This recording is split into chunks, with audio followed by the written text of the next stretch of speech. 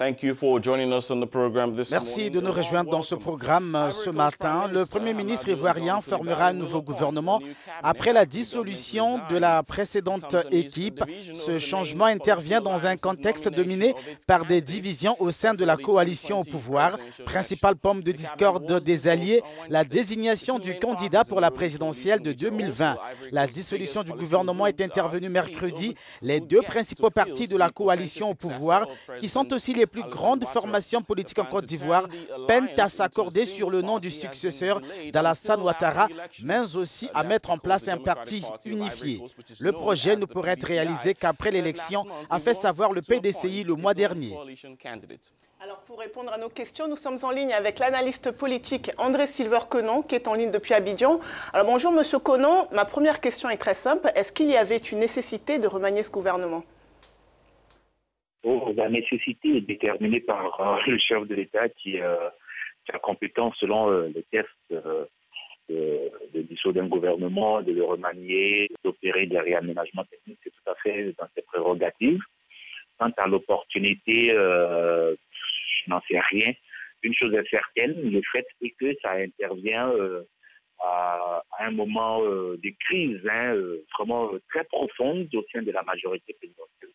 La plus grave crise au sein de cette majorité présidentielle depuis qu'elle gouverne le pays il y a de cela 7 à 8 ans.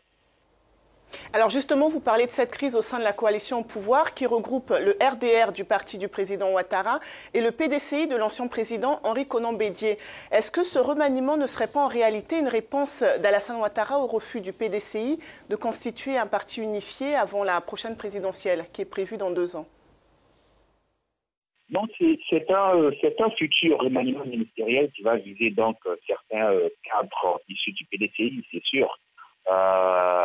Accessoirement, je pense que un ou deux cadres ici du RDR vont peut-être être virés du gouvernement. En tout cas, ceux qui ne sont pas majoritairement proches du Premier ministre Amadou Gon Coulibaly. Ce sera donc un gouvernement typiquement pro-Ouattara, avec l'entrée de nouvelles personnalités issues des autres formations de GRHDP en l'occurrence, l'UDPCI.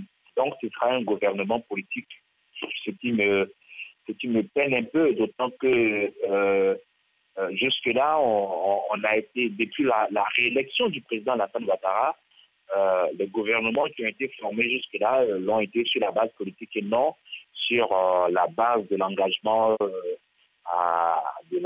vers le développement, vers la lutte contre la corruption, sur en tout cas les grands enjeux qui font d'une nation. Et avec toutes ces tensions internes, est-ce qu'il n'y a pas un risque d'implosion de la coalition au pouvoir ? Je pense que non, ça ne va pas connaître d'implosion, mais une chose est certaine, à l'issue de ce gouvernement, les choses ne seront plus comme auparavant. On aura d'un côté, au sein de la mouvance présidentielle, d'un côté, les personnes qui seront donc des sergents inconditionnels du président Alassane Ouattara et ceux qui militeront pour une alternance, on va dire, en faveur de notre cadre autrement que issu du RDR, du parti présidentiel. Donc, une chose est certaine, la coalition ne va pas imploser, mais les choses ne seront plus comme auparavant. Je veux dire, la formation du nouveau gouvernement ne doit pas régler les tensions qui existent entre Alassane Ouattara et Henri Konan Bédié. Bien au contraire, cette formation va exacerber les tensions. Alors, dernière question, un ministre de ce gouvernement dissous, qui est issu du PDCI, a annoncé qu'il allait de son côté poursuivre ce projet de parti unifié avec le RDR, donc le parti d'Alassane Ouattara. Est-ce qu'on peut y voir en fait des manœuvres du camp Ouattara et qui lui permettraient de briguer un 3e mandat? Alors, Alassane Ouattara l'a dit, il a dit que la Constitution pouvait lui permettre de se représenter en 2020, ce qui n'est d'ailleurs pas le cas. Constitutionnellement, il est impossible pour lui de se porter candidat.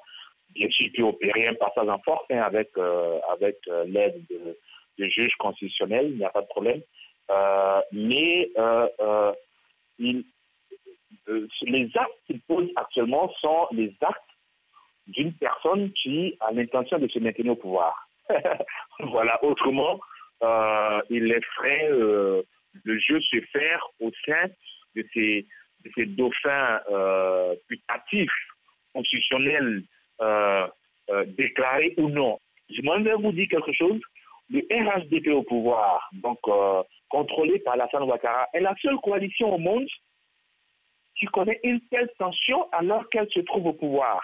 En Afrique, vous ne verrez nulle part cela parce que vous savez que les gens sont tenus par l'argent, sont tenus par certains intérêts financiers, économiques, politiques et autres. Mais et je pense que tout cela arrive du fait justement de la méthode Ouattara, qui n'est pas une méthode d'empreinte de rassemblement, sauf que c'est l'opposition en face ne fait qu'applaudir, puisque ses propres armes sont utilisées par les partisans du pouvoir.